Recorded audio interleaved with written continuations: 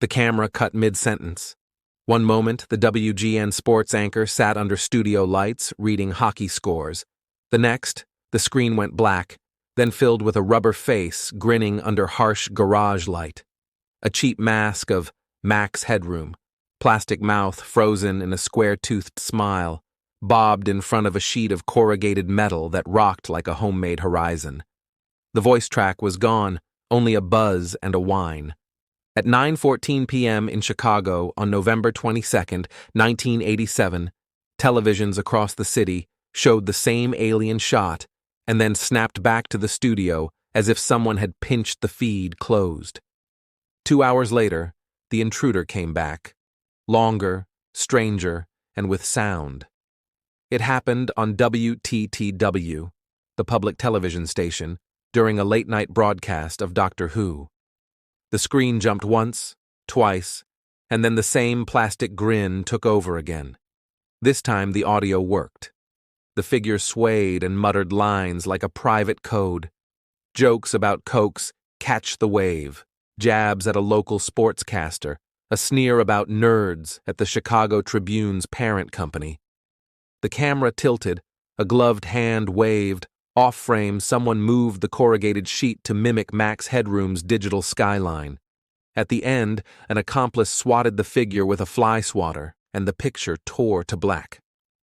Viewers sat in living rooms holding remotes that did nothing, waiting for the signal to heal itself. Newsrooms called engineers. Engineers called the microwave links that fed television from studio to transmitter. In 1987, most Chicago stations sent their shows across town on narrow beams aimed from roof to roof. If you could put a stronger signal on that same frequency from nearby and point it at the receiver, you could shove your picture in front of the stations. It wasn't a hack in the new sense. Nobody broke into a computer. It was an overpowered shout on an unguarded path. Whoever made the video had shot it in a small room with a consumer camera, then connected a microwave transmitter to a directional dish, and parked within line of sight of a receiving tower. Inside the PBS control room, engineers scrambled. One tried a backup channel, another threw a switch to a spare receiver on the same roof. They watched the monitor as the intruder's feed flickered, then came back stronger. Someone called the tower and asked a technician to swing the dish off axis. The image jerks on the air recording show a fight for the signal that the pirate won for about 90 seconds. When the station finally regained control, the room smelled like hot dust. By morning, every network had the story. WTTW's longer tape ran on loop with the worst parts blurred. The mask looked ridiculous and menacing at once, the mouth fixed while the real jaw behind it chattered. The Federal Communications Commission sent agents from its Chicago field office with spectrum analyzers. The FBI joined under laws covering broadcast interference. Reporters climbed roofs with photographers and pointed at dishes as if pointing could explain. Investigators had clues and limits. The picture showed no clean reflections of the room. The light was uneven, the audio a hiss with words punched through it. But the timing said a lot. The pirate knew when Doctor Who aired and when WGN's sports block ran live.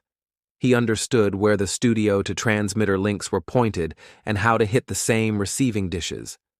That required line of sight, a transmitter with more power than the legal limit for unlicensed devices, and a gamble that the station's engineers could not switch paths in time. The words seemed chosen to bait Chicago insiders. He mocked WGN sportscaster Chuck Swirsky by name. He cracked about the world's greatest newspaper nerds, a twist on the Tribune's motto. He flashed a can and echoed Coke's slogan of the time. He hummed a cartoon theme. He called a local doctor a frickin' liberal. Nothing pointed to a clean motive. It read like in-jokes among a tiny crew who cared more about being seen than being understood. The only constant was the mask. Law moved slower than technology. Engineers diagrammed the likely path of the interference and canvassed rooftops along those lines. Agents asked rental houses about microwave gear signed out that week. They checked warehouses called radio clubs and listened for bragging. WTTW offered a reward. WGN compared its link logs. Physics helped. The signal would have degraded if sent from too far away, and there were only so many places within a mile or two to hide a dish with a clear shot at the tower. Stations added receivers, revised dish angles, and brought on backup paths less vulnerable to a single hit. Other cities audited their links. The idea that anyone with the right hardware and nerve could crawl in through the space between studio and tower changed how control rooms thought about on the air. Most viewers never saw those routes. Now they had proof the space between mattered. Years passed. The tape wore smoother in replay. The masonite background and bobbing sheet of aluminum took on the half-life of a local legend. The FCC's case file thickened with interviews and thinned with time. Rumors settled on a small circle of television hobbyists and technicians. The story stayed a civic riddle, a man in a cheap mask taking the air for a minute and a half. The people in the rooms that night remembered it in ordinary terms.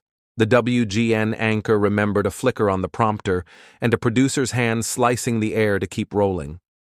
A WTTW engineer remembered the exact shape of the waveform on a scope when the pirate's transmitter came on. A viewer remembered setting a VCR in case the episode ran long and finding the intrusion later on tape, half believing it was part of the show until the fly swatter appeared. Analog television left space for a stunt like that. The links were line of sight, the receiver dishes loyal to whatever shoved the strongest picture into their mouths. Encryption and digital authentication weren't in the chain. In that gap, a small team could stage a scene in a storage unit, drive to a roof, and, for 90 seconds, stand between a city and the program it expected. When engineers rebuilt those paths in the 1990s and 2000s, they added licensed digital microwave and alarmed monitoring. If there is a face to the case, it is the mask, the molded forehead, the fixed teeth, the way the eye holes sit too wide and high for the real eyes behind them. In the second shot, the one with the fly swatter, you can see a gray wall and a piece of cardboard taped to a broom handle. The prop corrugation rocks as if a friend is just off frame doing his best to sell the joke. It is small and dumb and unnerving because it worked. For 90 seconds, the edge of a pop culture caricature looked bigger than the city that tried to swat it away. The FCC closed the file without a name. The statute of limitations ran. The gear that made it possible went obsolete. The people who likely planned it aged into ordinary lives if they didn't move or die. What remains is the way the air looked in those minutes: snow, burn-in, a mask filling the frame. And how quickly a thing with no clear meaning could still ring alarms. No manifesto, no demand. Just an interruption and an exit. So clean you can imagine the crew packing a dish into a trunk while the city switched back to a scheduled show. The old clip still plays when a newsroom wants a Chicago oddity. Fresh anchors tell it, then hit the part where nobody was caught. Engineers nod at the explanation of microwave links. Viewers lean closer during the fly swatter shot, searching for a reflection a detective missed. There isn't one big enough to matter. It's late in the tape when the mask leans to the lens, just before the picture tears and Doctor Who returns, and you can see where the skin has cracked near the cheek. It is the cheapest detail and the most honest. Under it, a person grinning at his own nerve waits for the cut, knowing that whether anyone laughs or not, the signal has already gone where he wanted it to go. Thank you for listening to The Lantern's Tale. Subscribe for more true stories, if you dare.